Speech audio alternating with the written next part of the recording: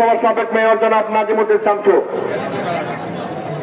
বিসমিল্লাহির রহমানির রহিম।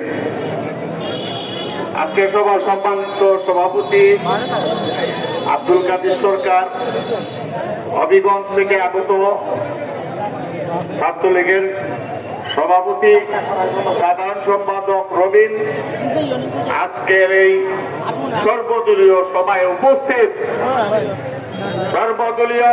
উপস্থিত সকল জনসাধারণকে জানাইতেছি আমার সালাম। মনে বড় কষ্ট নিয়ে আজকে এখানে দাঁড়াইছি, কিছু কথা বলতে চাই। যে কথাগুলো একটা মেসেজ, সারা বাংলাদেশের জন্য একটা মেসেজ দিয়ে গেলাম। যেহেতু সময় কম, তাই মেসেজ দিয়ে গেলাম। আজকে চুনারঘাট মাধবপুরের শুধু গর্ব না, আমাদের সাইদুল হক সুমন সারা বিশ্বের, সারা বাংলাদেশের গর্ব। আজকে যে ষড়যন্ত্র চলছে, যে ষড়যন্ত্র করে আমাদের এই চুনারঘাটের যে মনে, আমাদের অন্তরের মানুষকে ছিনিয়ে নেওয়ার জন্য যে ষড়যন্ত্র চলছে, সেই ষড়যন্ত্রকে আমরা অবশ্যই প্রতিহত করব। একটা কথা বলতে চাই, আজকে পুলিশ প্রশাসন, তাদেরকে বলতে চাই, আপনারা বিবৃতি দেন, আপনারা এই পর্যন্ত কি করছেন আমাদেরকে জানার ব্যবস্থা করেন। কারণ এই পর্যন্ত আপনারা হইলেন সর্বোচ্চ সংস্থা, নিরাপত্তা আপনারা দিবেন। আপনারা বলতে হবে আমাদের সুমনের নিরাপত্তার কি ব্যবস্থা আপনারা করছেন। আমরা বলতে পারি, আজকে প্রশাসন দেখেন, মানুষ কিন্তু কাপড়ের কাপড় পরে নিবে। আজকে একটা জিনিস বলতে চাই, সারা বাংলাদেশে কিন্তু আলোড়ন সৃষ্টি হয়ে গেছে। সারা বাংলাদেশে স্তব্ধতা বিরাজ করছে। কেন আজকে এই নিরাপত্তা আমরা পাবো না, এটা আমরা জানতে চাই। সুতরাং আজকে বলতে চাই, এই চুনারঘাটের 8 লক্ষ লোক, এই চুনারঘাটের চোখ খোলা আছে। কোন কিলারকে যদি চুনারঘাট মাধবপুরের মাটিতে পাওয়া যায়, তাহলে বুকের টাকা রক্ত দিয়ে আমরা কিন্তু প্রতিহত করব। আমরা সজাগ আছি, আমরা আমাদের যুদ্ধের জন্য প্রস্তুত আছি। দুর্নীতির বিরুদ্ধে সাইদুল হক সুমন, আমরাও দুর্নীতির বিরুদ্ধে আছি, তার পাশে আছি। সবাইকে ধন্যবাদ। আসসালামু আলাইকুম। এই পর্যায়ে আপনাদের সামনে বক্তব্য রাখবেন জেলা ছাত্রলীগের সেক্রেটারি রবিন। বিসমিল্লাহির রহমানির রহিম।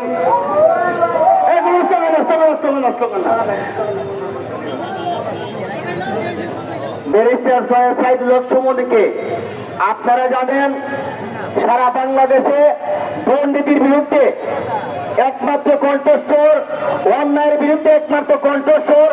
যে কণ্ঠস্বরকে প্রমাণ করার জন্য কিছুদিন পূর্বে মোবাইলের মাধ্যমে ওনাকে হুমকি দেওয়া হয় যে ওনার জীবন কেড়ে নিয়ে যাবে। আজকে আপনারা বৈরী আবহাওয়া, জোর তুফান উপেক্ষা করে চুনারঘাটবাসী যে ভালোবাসা প্রমাণ করেছেন, আমার বিশ্বাস উপরে আল্লাহ, নিচে বাংলাদেশের মানুষ থাকতে ব্যারিস্টার সুমনের শরীরে এক পূজা রক্ত ধরবে না। তার আগে বাংলাদেশের জনগণের রক্ত দেওয়া আমরা ব্যারিস্টার সুমনকে বাঁচাবো, এটা আমরা বিশ্বাস করি। সম্মানিত উপস্থিতি, আপনারা জানেন এই ব্যারিস্টার সুমনকে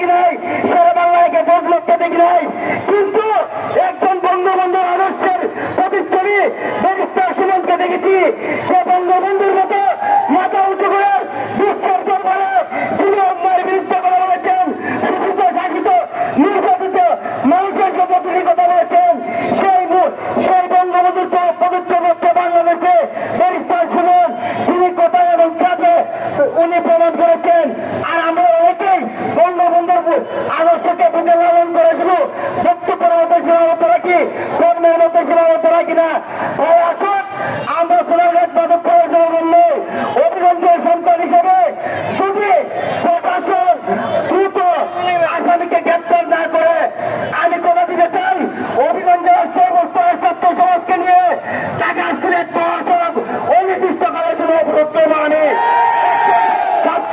ছাত্রলীগের একজন কর্মী হিসেবে এই কথাটা আমি আপনাদের সোনারঘাটবাসীকে আমি জানিয়ে দিই বলে দিতে চাই। সবাইকে আবারও ধন্যবাদ এবং কৃতজ্ঞতা জানিয়ে আমি আমার বক্তব্য এখানে শেষ করি। সবাই ভালো থাকুন। জয় হোক সোনারঘাট মাধবপুর বন্ধুবাসী। এ পর্যায়ে ব্যারিস্টার সুমন বড় বোন শাহনাবাদের সংক্ষিপ্ত বক্তব্য দেওয়ার জন্য অনুরোধ করা যাচ্ছে। পাশাপাশি আগামী বৃহস্পতিবার শায়েস্তাগঞ্জে মানববন্ধন হবে, আপনারা সবাই থাকার জন্য অনুরোধ করা যাচ্ছে। আমি জাস্ট আপনাদেরকে দাওয়াত দিচ্ছি আগামীকাল 11টার সময় ডিসি অফিসের সামনে আমরা হবিগঞ্জের সাধারণ জনগণকে নিয়ে আমি একটা মানববন্ধনের আয়োজন করেছি। যারা মিডিয়ার লোকজন আছেন, যারা এখানে যশোর জনগণ আছেন, সবাই কালকে অবশ্যই উপস্থিত থাকবেন আগামীকালকে 11টার সময় ডিসি অফিসের সামনে। ধন্যবাদ।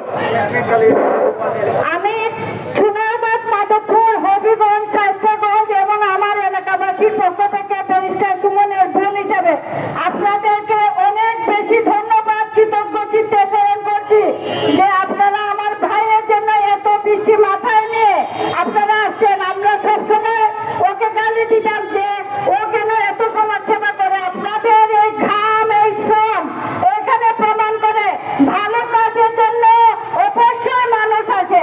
আমি আপনাদের সবাইকে ধন্যবাদ জানাই এবং কৃতজ্ঞতা প্রকাশ করছি। সবাইকে ধন্যবাদ। এ পর্যায়ে সমাবেশের বক্তব্য দেবেন কাজী সরকার ভাই। বিসমিল্লাহির রহমানির রহিম।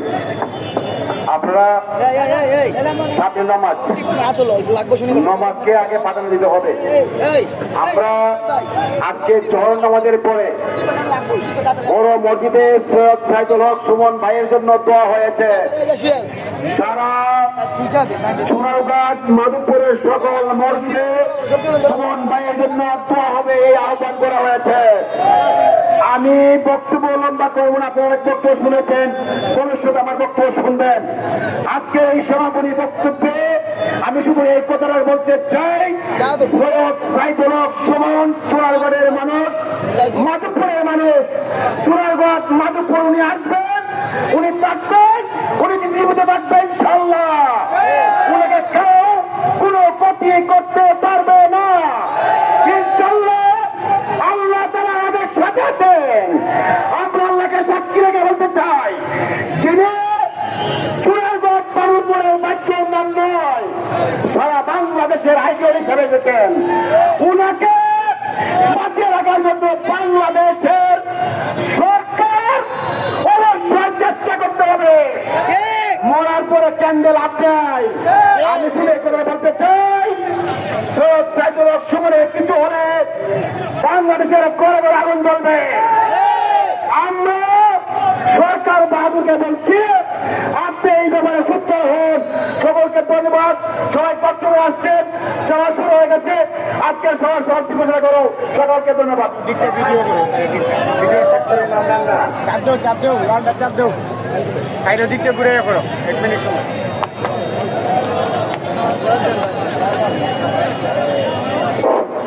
সবাইকে ধন্যবাদ।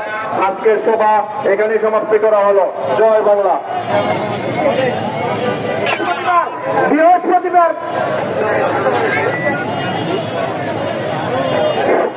ব্যানারগুলা আপনার কাছে রাখবেন। বৃহস্পতিবার আপনাদের কর্তব্য নিয়ে যাবেন। ব্যানারগুলা কেউ ব্যানারগুলো নষ্ট করবেন না। ব্যানারগুলো আপনাদের কাছে রাখবেন এবং বৃহস্পতিবার প্রোগ্রামে রাখবেন।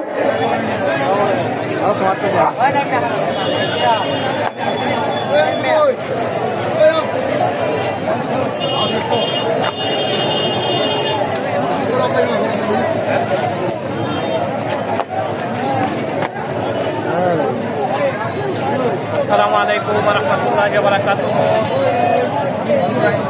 চাই বাংলার বুকে যে অন্যায়ের বিরুদ্ধে যে প্রতিবাদ করেছে, আর এই কারণে তার উপর হয়তো আশা করি বা তারা এই ধরনের চেষ্টা করছে, তারা যেন এইরকম ভুল না করে, কারণ বাংলার এইরকম সন্তানকে যেন আমরা না হারাতে হয়, এই আশা প্রত্যাশা ব্যক্ত করে আমার বক্তব্য আজকে আমি এখানে শেষ করছি। আসসালামু আলাইকুম ওয়া রাহমাতুল্লাহি ওয়া বারাকাতুহু।